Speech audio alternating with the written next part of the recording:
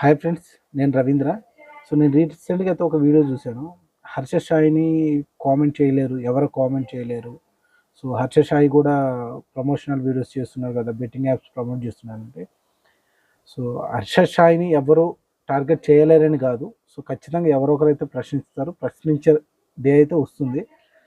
హర్ష సాయి అయితే ఫ్రీగా అయితే చేయట్లేదు, అన్ని వీడియోస్ ఫ్రీగా అయితే డబ్బులు పంచట్లేదు. అది కూడా ఒక బిజినెస్ స్ట్రాటజీ. ఆ బిజినెస్ స్ట్రాటజీని యూజ్ చేసుకుని తను ఛానల్స్ అనేది రన్ అవుతున్నాయి.